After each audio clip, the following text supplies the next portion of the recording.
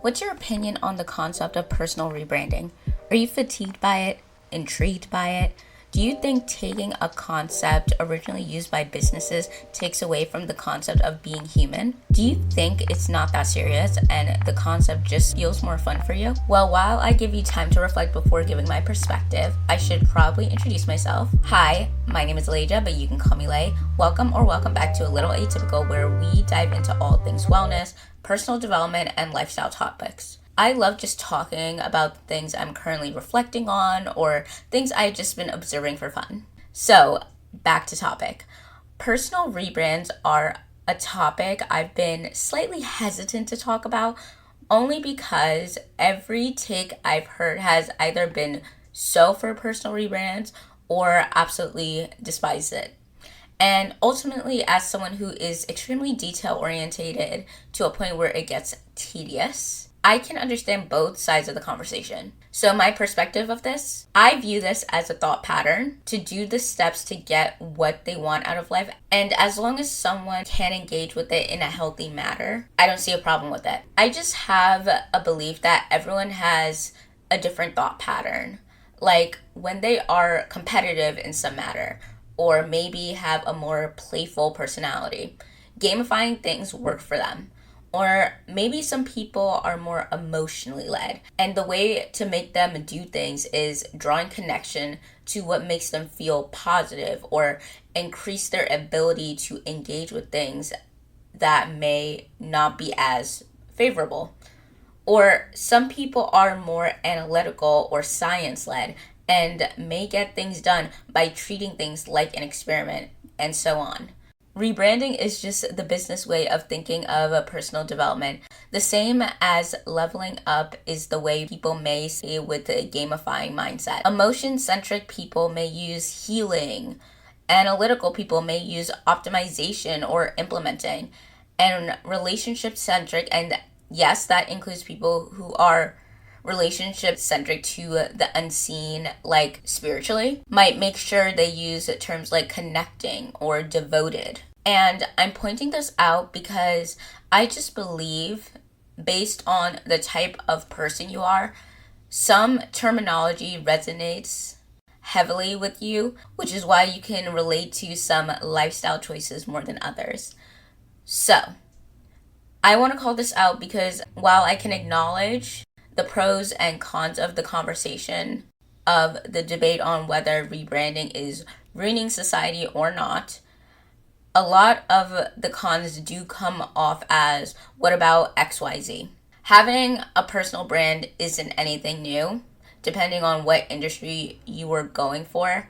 And I stand by social media, in a sense, elevated the topic of personal brands, but I do think what throws people off is the wording, because if someone said re-identifying or shifting identities, for many people it would probably resonate better, but low-key it is all the same thing but repackaged. What matters most isn't the terminology, but whether the framework you choose helps you achieve meaningful growth in a way that feels best for you. The best personal development approach is the one that aligns with how you naturally think and process information. So if you couldn't already tell, the topic of the month is about rebranding and shifting identities. I talked about similar things in March of this year, which was episodes 47 through 49, but the episodes were more about letting go aspects of identity and choosing which ones to reframe and keep,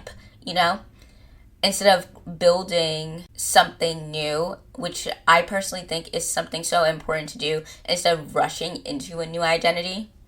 Obviously, it's different for everyone.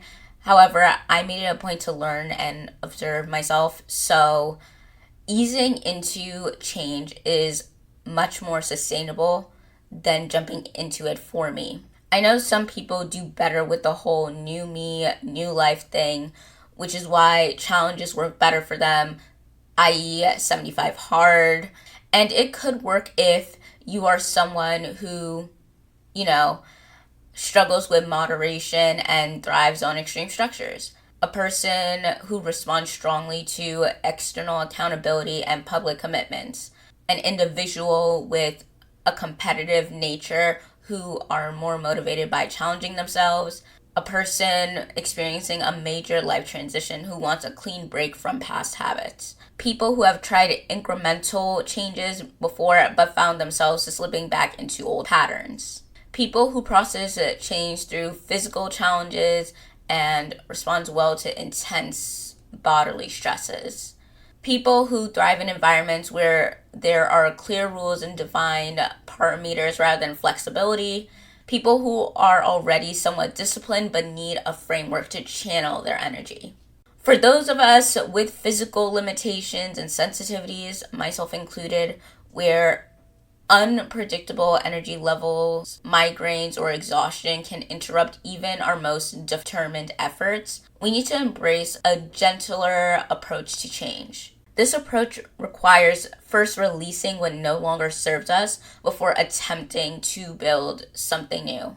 By honoring this release before rebuild process, we create space for a sustainable transformation that respects our body's needs. While this path may not deliver rapid results that challenge-based approaches promises, it offers something still valuable. Changes that actually last because they are built on the foundation of self-understanding and acceptance.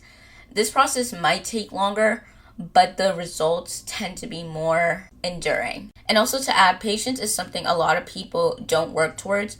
I feel like if a lot of people learn to be more patient and less reacting and rushing all the time, they would live a much more calm lifestyle.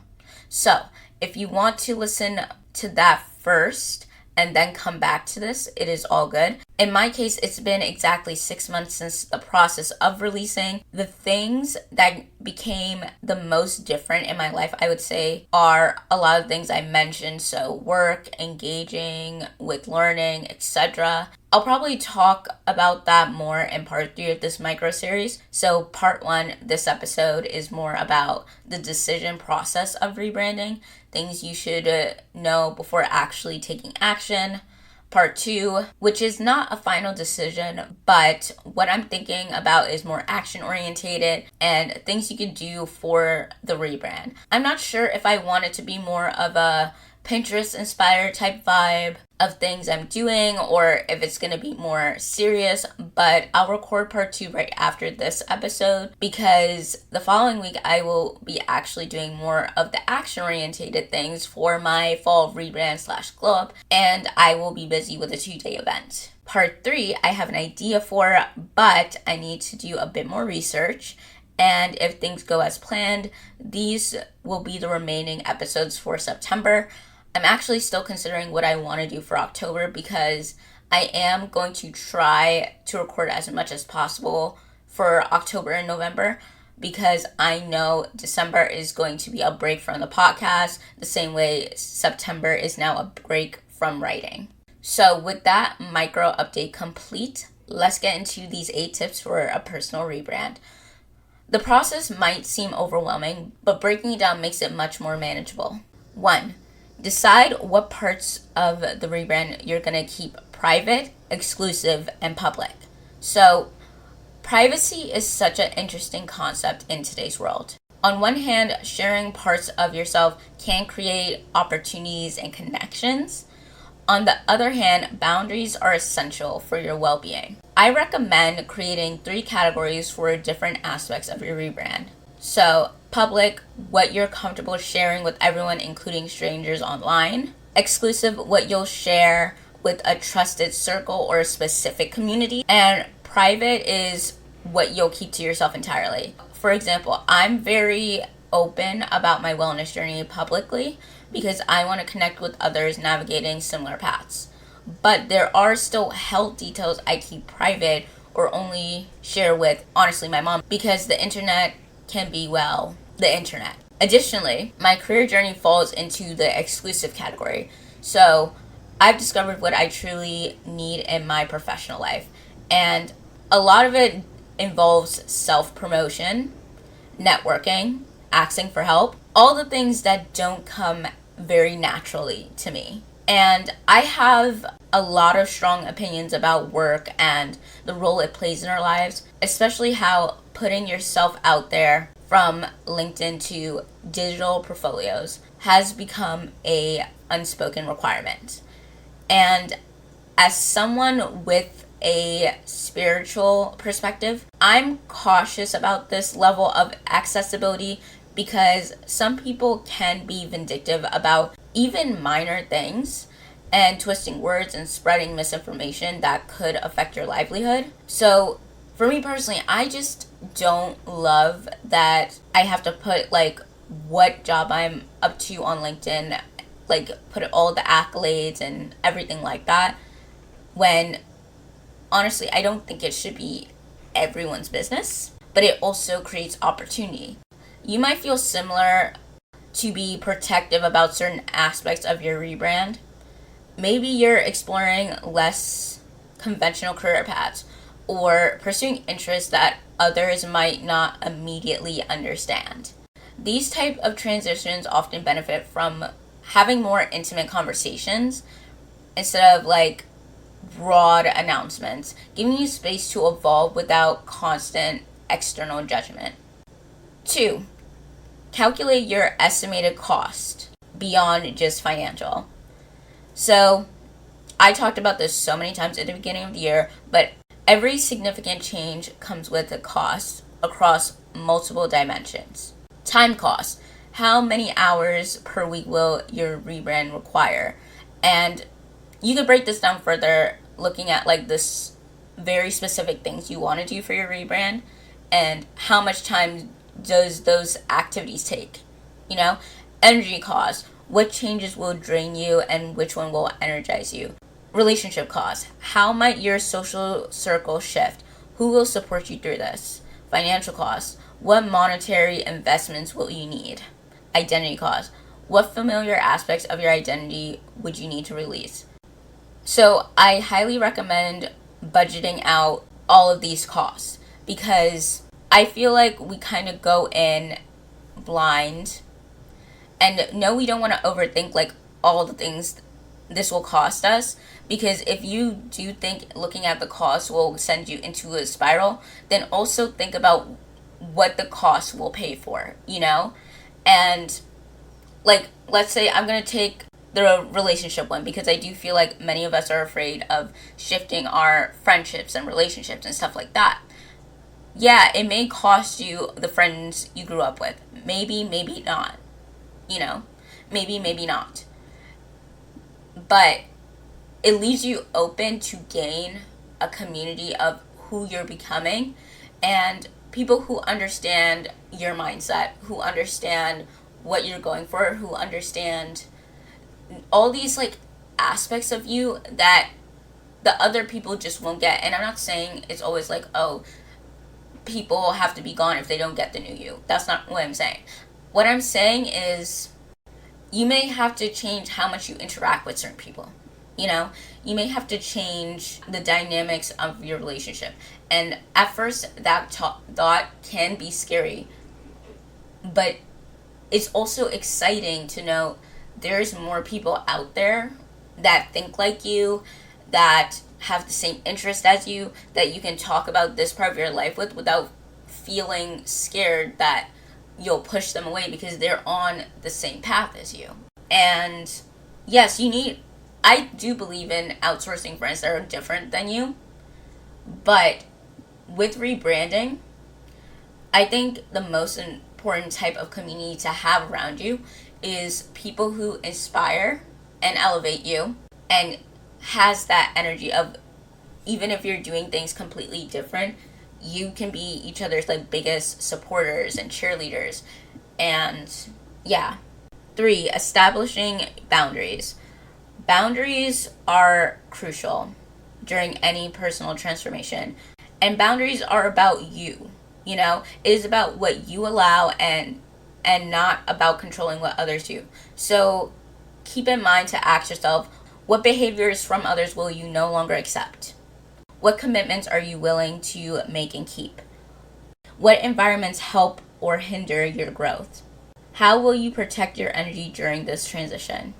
Boundaries might include limiting social media consumption, saying no to certain social invitations, or establishing specific times for focused work on your rebrand goals. Start with what you can control rather than trying to change others. Because at the end of the day, others will do what others want to do. 4. Distinguish internal and external changes. A successful rebrand requires both inner work and outer manifestation. Internal changes may look like shifts in mindset, emotional patterns, beliefs, and thought processes. External changes might look like visible modifications to your appearance, environment habits, social circles.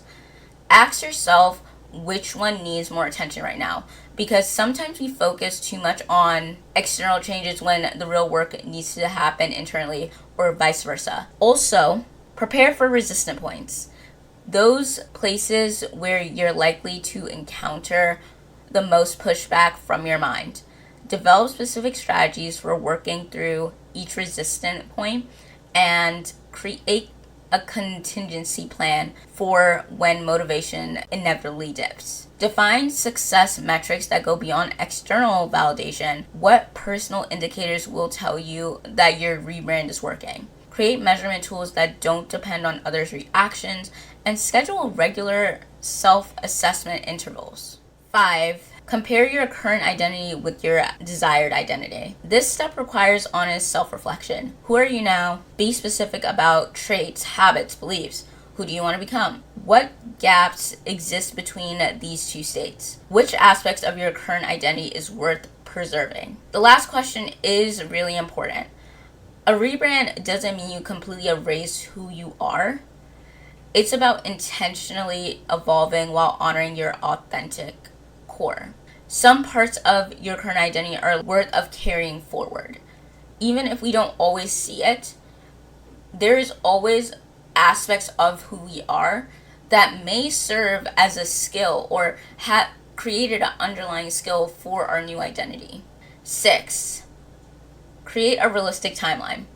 Meaningful changes don't happen overnight. Set expectations that honor the true pace of transformation. Sometimes things that take more time because realistically, people are operating at their best only 3 to 5 days out of the week. I'm not saying like you always have to be on. You shouldn't be. But allow patience with your journey to align with this reality. So, for example, lately I've been slowly trying to get back into the morning routine I had last winter. It's been an adjustment period because my space isn't just occupied by me. The person I live with is starting something new and adjusting as well, which influences our entire dynamic. I'm also interacting with different things compared to back then. Last fall, I wasn't taking courses at all. My mindset was completely different. Back then, I was focused heavily on healing both physically and emotionally, and my day-to-day reflected that. With these improvements in both areas, it allowed room for more, which meant the outcomes in those healing areas naturally slow down. For me, personally, outside of morning and night routines, I'm now trying to figure out what my weekends should look like. Not to be productive, but to actually feel recharged. During the week, I still have moments when I crash, but if I paused enough during the weekend and dedicated some time to rest in my weekday routine, that's when things are the most manageable. I mention this because a lot of the times we compare ourselves to people with completely different circumstances. To create a realistic timeline, consider breaking your rebrand into distinct phases with specific milestones. Schedule regular evaluation points, monthly, quarterly, biannually. Personally, I find the 6-month evaluation point more effective for gradual change, so it's enough time to see meaningful progress without losing momentum. The changes I've noticed in myself exactly 6 months after beginning my identity release process have been subtle but significant. And now that I've created space by letting go of outdated aspects of myself, I'm now ready for this new phase of rebuilding and constructing my new identity. It was perfectly timed with the fall because I feel like fall is the season where I'm definitely more in the headspace of building up my identity rather than releasing. This is partially because my birthday is October, but also because of the structure. Even before people claimed September as the quote-unquote new year, September was literally always the start of a new educational year. So I associate fall with new beginnings, even though that feeling is supposed to be reserved for spring. And this is just a note that if you don't feel like your perception of seasons is aligned with what other people believe or feel, it's isolating, but you have to embrace your natural flow. The last note I want to make is build flexibility for unexpected challenges or opportunities. Remember, personal change takes time. And what matters most is that your rebrand feels authentic to you rather than meeting this external expectations. Approach transformation with patience and self-compassion, knowing that most meaningful changes often unfold gradually than overnight. 7. Plan your communication strategy. How you announce or reveal your changes matters almost as much as the changes themselves. So consider different approaches for different relationships. Family, close friends, acquaintances, professional contacts. Prepare responses for questions or confusion about your changes. Decide a gradual reveal or a more dramatic unveiling. So this is one I was actually excited to add because you know how you either want to do things on the low, be mysterious, and then pop out when you're ready? Because I usually do that for more of the public type things. So if I want to, I go off of social media quite often. I'm not a person who likes to constantly update on my journey. I'd rather do that on my own merits, such as my blog, my podcast, obviously. But when it comes to social media, I like the whole being mysterious and no one knows anything going on. I think it's fun. I think I love it. And more importantly, since a big amount of my following is strangers, I just don't have it in me to feel like I should always constantly post. However, I do need to start considering how I'm going to approach this conversation when I reconnect with my mentor, my professional mentor, about the changes I want to make in that area. Or honestly, I do tell my family because when you have a shared space, it's kind of hard to avoid, so certain things with certain people, it's unavoidable. And I'm not saying you owe everyone a conversation, you owe everyone an explanation, but I just want to say that how you reveal these things could impact your rebrand, quote unquote. Mostly in terms of environments that are like your household, for example. If you want to start a certain diet, you kind of have to communicate okay, I need boundaries around this thing because I'm trying something new. But if you do know the people you're around and they're kind of haters and low-key sabotage you with certain little things or making quick little comments, then protect your peace. And then figure out a way how to still manage the environment and manage what you want to do without outright saying what exactly you're doing. Just keep it casual. But that's what I mean. Sometimes it does help to have a communication plan. And 8, the last thing I'm mentioning is audit your digital footprint. So our online presence can either support or undermine our personal rebrands. So review your social media profiles, photos, and past content. Identify what needs to be archived, deleted, or reframed.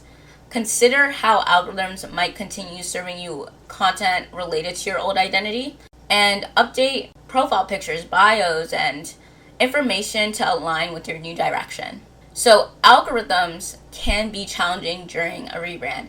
They'll continue showing you content based on your past interests and interactions, so you might need to deliberately seek out new content that aligns with your desired identity while muting or unfollowing accounts that reinforce old patterns. I know this can be hard too. One of the first things I did when I decided I was tired of feeling stuck was archiving all of my pictures and then posting a singular picture. I've never been a huge fan of deleting, but if someone does you wrong to that point, it's understandable. For me, I don't think I end off the worst with people to that degree, But if there's one thing the internet unfortunately showed me is how diabolical some people really could be. Yeah. When I see the "where did y'all find these villains" comments, I am truly extremely baffled by how certain people operate in this lifetime. So, the thing is, after that one post nearly a year ago, I still haven't posted until as of recently. And I'm still trying to figure out what I want that page to be. So, if this aspect of rebranding overwhelms you, take your time. And that completes our 8 essential tips for approaching a personal rebrand. I know there is a lot of this type of content out there, but I did try to add points I feel that are often left out of the conversation or not completely disclosed. I didn't want to make this sound easy because honestly, that's the hardest part about engaging with this kind of content.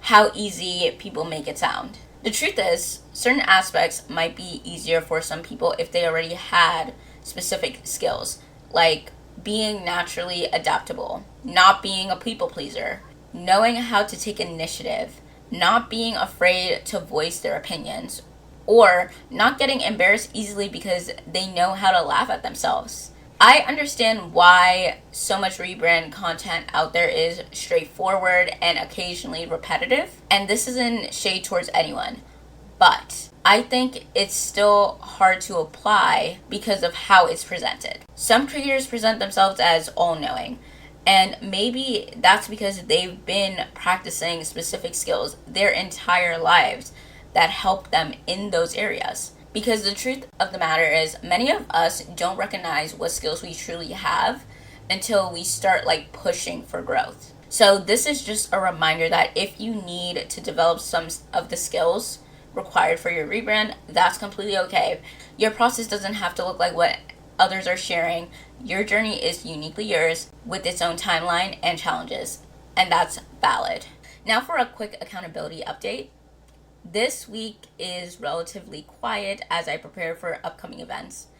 I'm focusing on the fundamentals, establishing a regular sleep schedule, increasing my activity level, and planning my wardrobe for an upcoming event. My last one until October. So, I'm trying to wrap up various projects before the new month begins. I know that sounds crazy to be talking about wrapping up the month, but literally the day I'm recording this is September 12th, and I plan to have this published September 15th, so exactly halfway through the month. I started a career development course in July, and while I grasp the theoretical concepts, well, I struggle with practical application. This has always been a consistent pattern for me. I've always excelled with absorbing information, but faced challenges when putting it into practice. In college, I was in a product knowledge class, right? I scored higher on the written test than the lab experiments. And this perfectly illustrates the knowing doing gap that I'm working to overcome as part of my rebrand.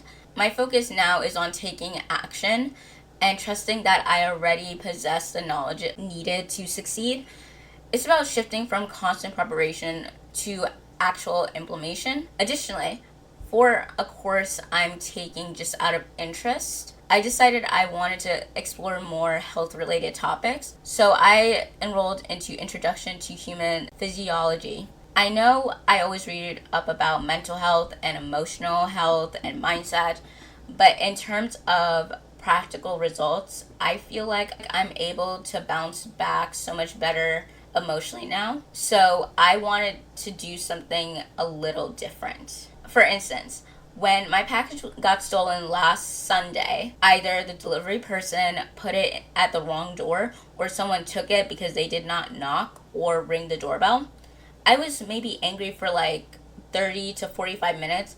Then I moved on, had 2 pumpkin spice cookies, and was at peace for the night. That probably is still a while to be upset about something that already happened and was out of my control, but I was able to calm down so much faster and just not let it ruin my whole day or week.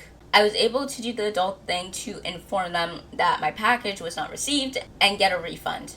While this might seem like something small to someone who has always been more chill, go with the flow type personalities, people who get stressed and or panicked easily will understand how much this actually represents a step forward. There's no specific what I'm grateful for section in this entry because with the update, I think it's clear I am grateful for the growth and I'm grateful to have this week to get into the flow of things. Now for the card pull. If this is when you click off because card readings are not your thing or not something you personally align with, but still like other aspects of my content, thank you for listening this far and be sure to come back next week and to follow the podcast to remain updated about new releases. As for the collective, I am using the Moonology deck again for the card pull, and the card that fell out was Full Moon in Virgo, You Are Good Enough. It's time to be really honest with yourself and understand what's led you to ask your question. Have you been humbled to the point of self-effacing? Humility is good, but it can go too far, and drawing this card suggests you may be underrating yourself. You don't have to be flash, just quietly certain that you are good enough. At the other end of the scale, you also need to honestly answer this question. Have you been too picky? The full moon in Virgo card needs some truthful answers. Once you've given them, it should be easier to see how you got where you are. Your next step should be more obvious to you. Pay attention to the details. Hard work brings results. Attune to the moon. Find a balance between the cosmic and the mundane in your life. Additional meanings for this card. Worrying too much will attract more things to worry about. Have you been overly critical? An apology may be in order. Stop second-guessing yourself. Raise your karma by doing something good for someone else. The teaching. The full moon in Virgo is a time to declutter your life, your home, and your office. It's the time to sort what's good in your life from what's not serving you. It's also the time to clear out your energies via salt baths and meditation, and to practice getting more grounded by walking barefoot. No matter when you draw this card, it's a reminder that any time is a good time to start living a healthier life. This full moon in Virgo card perfectly aligns with our discussion on personal rebranding, as it highlights the importance of recognizing your inherent value while avoiding excessive self-criticism. Throughout this episode, we explored how rebranding requires both honest self-assessment and the courage to move beyond perfectionism that might make you stuck. The card's reminder that you are good enough serves as the perfect affirmation for anyone undertaking vulnerable processes of reimagining and reconstructing their identity. So thank you for tuning into today's episode of A Little Atypical. If you found this helpful, don't forget to subscribe and share with someone who might need to hear this message. Remember, view the description box where you can find important links such as the one to my website where there's even more bonus content. Until next time, have a good day, evening, or night and stay authentically atypical. Okay. Bye!